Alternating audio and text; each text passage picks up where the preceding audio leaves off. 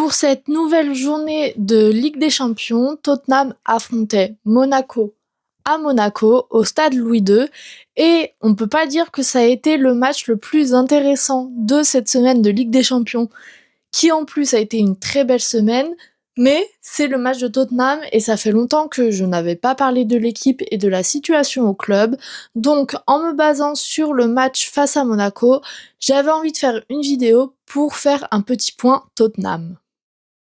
Le match à Monaco, il y a beaucoup de choses à en dire. Pas beaucoup de positifs, mais je vais quand même essayer de trouver quelques points. Le point positif principal qu'il y aura pour ce match-là, c'est la défense et notamment Vicario, qui sur les matchs précédents n'était pas le gardien qui inspirait le plus confiance sur sa ligne, dans ses cages pour faire des arrêts, mais face à Monaco, il a été extraordinaire. Et je sais que le gardien de but, c'est un gros débat à Tottenham, et à raison, parce que Vicario montre aussi beaucoup de limites, mais je trouve qu'il mérite quand même son titre de numéro 1 pour les matchs qu'il est capable de sortir, comme le match face à Monaco.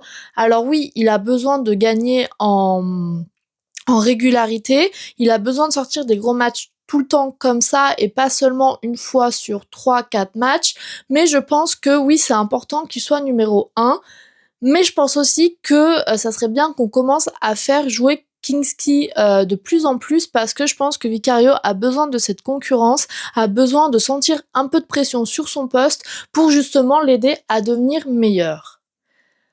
Et c'est vrai que Kingsley, par rapport à Vicario, il a une capacité, en tout cas un plus gros potentiel au pied pour faire des relances, pour faire tout ça. Mais c'est vrai que moi, je suis pas forcément très partisane du fait qu'un gardien de but doit aussi être un bon relanceur. Parce que oui, ça reste un point en plus et ça reste important, mais pour moi, le gardien de but doit surtout arrêter des tirs, et c'est ce que Vicario a très bien fait face à Monaco. Face à Aston Villa, je suis d'accord que même ça allait pas non plus, mais face à Monaco, il a montré que c'est un grand gardien et qu'il peut faire de très bons matchs.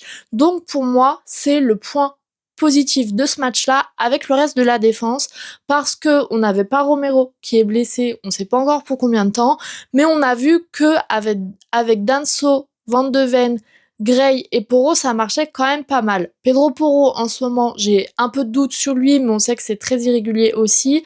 Gray, il n'était pas à son poste et ça a quand même très bien marché. Pour moi, c'était un des meilleurs joueurs sur la pelouse.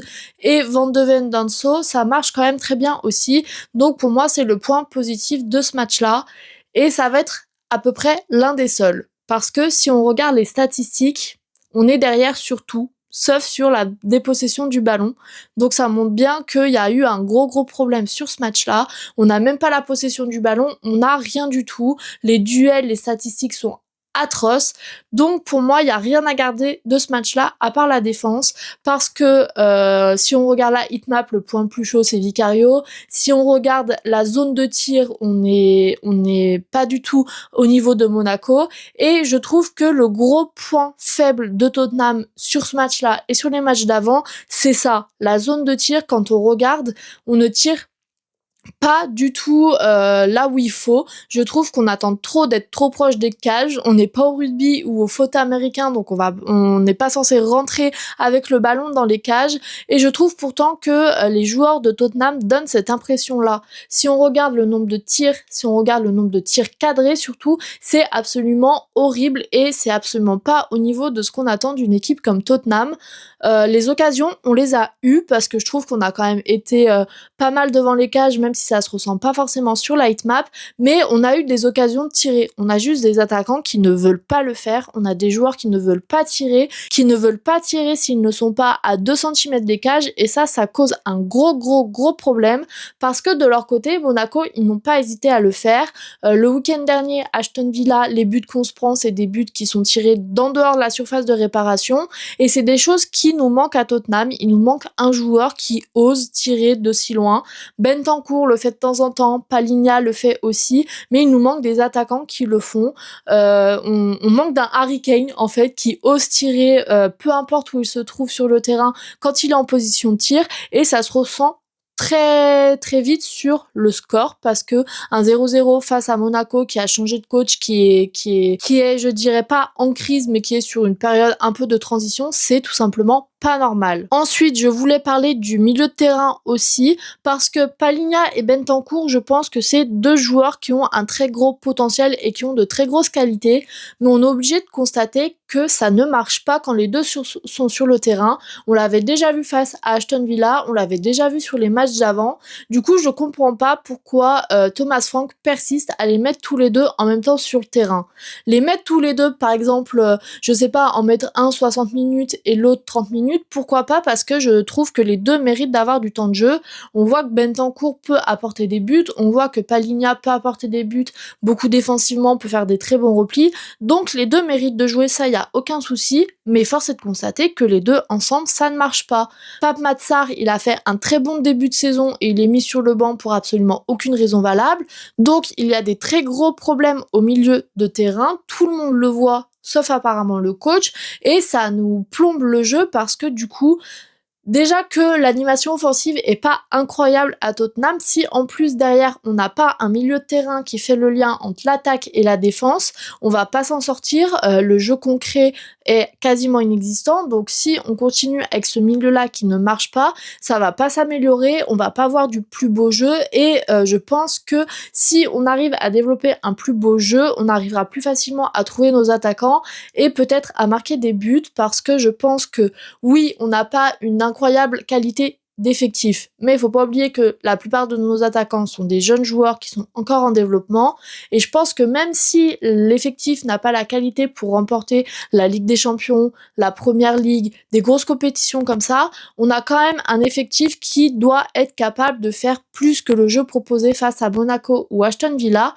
qui sont des équipes qui n'ont pas beaucoup proposé non plus. Aston Villa, les 2 buts qu'ils marquent, c'est des buts sur des frappes qui sortent un peu de nulle part, c'est leurs seuls 2 tirs du match, donc c'est pas normal que on n'arrive pas à faire mieux. Monaco, oui, ils sont devant en statistiques, mais ils n'ont pas réussi à marquer. Certes, comme je l'ai dit, Vicario est en grande partie responsable, mais ils auraient pu mettre des frappes qui sont inarrêtables, ils n'ont rien fait. Au niveau du jeu, Monaco, même si en contre-attaque, ils arrivaient à jouer plus rapidement que nous, je trouve que Monaco méritait quand même de gagner parce que ils ont fait quand même un tout petit peu plus que Tottenham. Ils ont pas fait un match incroyable non plus, leur développement du jeu n'était pas incroyable non plus, mais eux, leur coach, ça fait 2 semaines qu'il est là, il me semble. Nous, il est arrivé quand même en juillet, donc normalement, on aurait dû proposer quand même plus que Monaco, et au final, c'est quand même Monaco qui méritait de remporter les 3 points. On a fini à 0-0, on remporte un point, je suis contente, mais c'est quand même Monaco qui méritait plus sur ce match-là, parce qu'ils ont montré qu'ils savaient quand même jouer vite en contre-attaque et que surtout ils osaient terminer leurs actions en tirant. Tottenham, sur les contre-attaques qu'ils ont eues, c'est très lent et surtout à la fin on tourne autour de la cage pendant 5-10 minutes jusqu'à ce qu'on perde le ballon et que Monaco puisse repartir.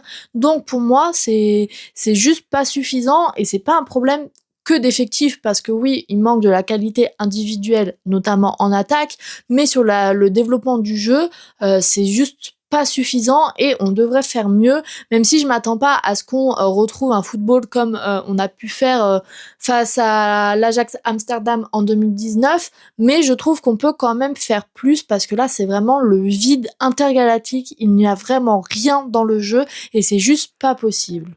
Voilà pour cette vidéo, je voulais faire un petit débrief de Tottenham, ça faisait longtemps que j'en avais pas fait. Je trouve que ce qui est dommage avec cette équipe, c'est que on n'avait pas si mal commencé la saison. Bien sûr, le début de saison était pas non plus incroyable, mais c'était normal vu qu'on était sous un nouveau coach avec Son qui est parti, on avait plein de changements à gérer.